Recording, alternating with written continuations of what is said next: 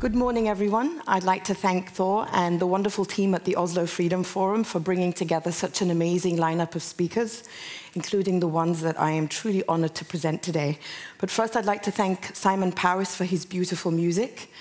I am an anarchist of the Emma Goldman School, and Emma Goldman famously said, "If I can't dance, I don't want to be a part of your revolution." So music, as Simon reminded us today, is a wonderful part of the joy and everyone's right to beautiful, radiant things that Emma Goldman said must be a central part of our revolutions. I'm going to start my introduction to today's first session, called Voices in the Darkness, with a quote from Václav Havel, a personal hero of mine. He said in 1989, when he was accepting a Peace Award, "I really do inhabit a world in which words are capable of shaking the entire structure of government, where words can prove mightier than 10 military divisions." Now, for me as an Egyptian, to hear this about military divisions brings true joy to my heart, because as many of you know, Egypt is under the rule of a military junta. And it also gives me great joy to know that Michael Nabil is with us tonight, who for a long time was a voice in the darkness. And for those of you who were here last year, I was honored to speak about his case and remind everybody that the military junta in Egypt was determined to silence too many people fighting for the freedom and dignity that are central to our revolutions in the Middle East and North Africa. Now, last November, I was in Cairo, and Egyptian riot police, as you will see in the short intro about me in your books, beat me and broke my left arm and my right hand, but they also sexually assaulted me. And I always talk about the sexual assault because very few people are encouraged to talk about sexual assault, but our session this morning is about words and the power of words and using the power of words against regimes who try to silence us.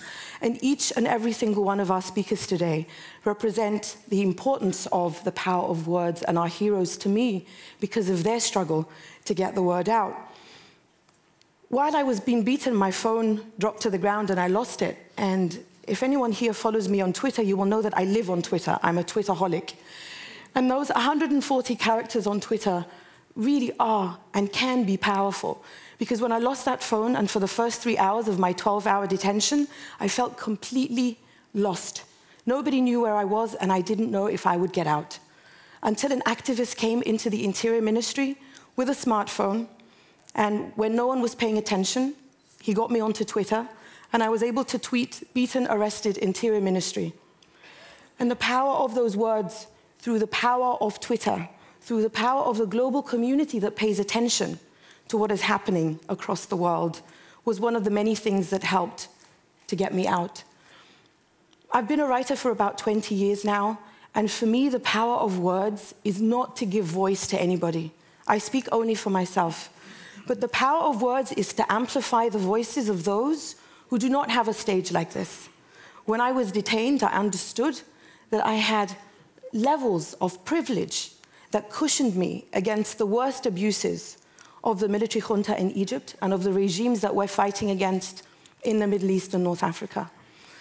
Many of those levels of privilege had to do with the fact that I have a voice that gets out there, that I can go on the media and say they broke my arms and sexually assaulted me. Had I been an ordinary Egyptian woman from a disadvantaged working-class neighborhood who didn't have access to Twitter, who doesn't come to Oslo and speak to you here on an international stage, I might not have got out, I might have got killed, or I might have been gang raped. Because all of those things are possible under the brutal regimes that we're fighting against in the Middle East and North Africa and across the world, and you've heard many of the brave voices that fight against them. So it's really important when you hear our speakers today to understand that whether they're talking about the arms trade, that when we stand here, we have to remember, when we meet each other in these beautiful capitals, we have to remember that a lot of these governments that host us sell the same weapons that break our arms and that allow these regimes to sexually assault us. We have to remember that one of the biggest weapons that aren't weapons is the silencing and the censorship that they use. And so bloggers like Ahmed Al-Omran and others who use social media to break that silence are definitely on the front line. And Rebecca McKinnon, who herself comes from a journalistic background and who set up Global Voices Online, people like Rebecca have given a community for bloggers and citizen journalists to expose the worst abuses. And when you think of a country like Syria, to understand the power of words is to understand the power of bearing witness. I became a journalist many years ago. Well, I actually wanted to be a journalist because I thought I'd get backstage passes to my favorite bands, but then I grew up.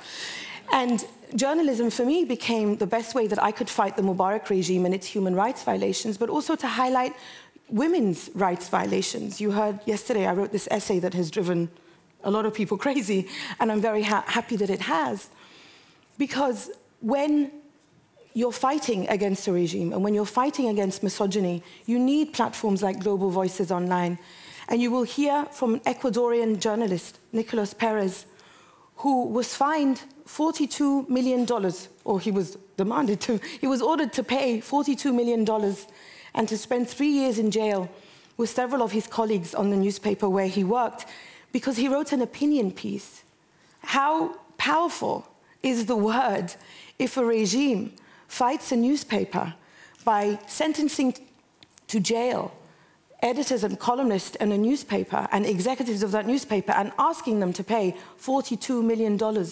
Yesterday you heard Ahmed Ben Shamsi speak on the panel about Arab bloggers, and he and many other journalists in other parts of the world will tell you how regimes use economic kind of censorship to basically dry out any kind of support for publications that dare to speak out. You'll also hear from Nick Cohen, a British journalist, whose book, his most recent book, You Can't Read This Book, examines new forms of censorship in the 21st century.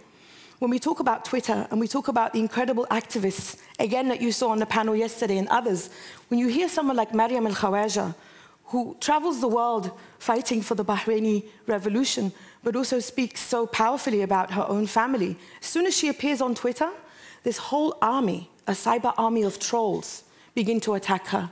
This is a form of internet censorship, a form of 21st century censorship that is aimed at silencing these voices against dictators and against regimes. I mentioned Ahmed al-Amran already, but I will mention him again because he's a famous Saudi blogger. He writes Saudi Genes, one of the oldest and most established blogs in the Middle East. And what Ahmed has done, along with other amazing Saudi bloggers, is to amplify the voices that you truly don't hear, because the Saudi regime has been very adept at buying so much of the mainstream media that one of the most effective forms of fighting back has become online. So you will hear from Ahmed how he and others who use social media and use other forms of communication are able to get out voices and amplify those voices that the Saudi regime doesn't want you to hear. You will also hear from a personal hero of mine called Asma Jahangir, who is a leading Pakistani lawyer who has dedicated her career to defending the rights of women, children, and religious minorities against religious extremism, so-called honor killings, and blasphemy laws.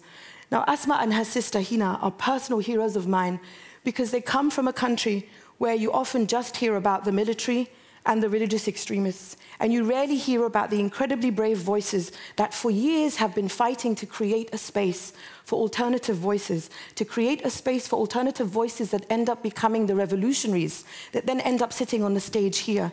So there are so many different forms of revolution and so many different forms of courage that too often are silenced. I remember when I was in detention in the Interior Ministry, I was determined to tell. I was the only woman there, obviously, for 12 hours. But I wanted every single man in the room, in the Interior Ministry and in military intelligence, where I was blindfolded and interrogated for several hours, to know that I was sexually assaulted. Because I wanted them to feel the shame, because the shame was not mine. And one of the senior officers actually said to me, well, you know those people who sexually assaulted you? They are the dregs of society, and we pulled them out from the bottom of the earth of the villages. These are the conscripts of riot police.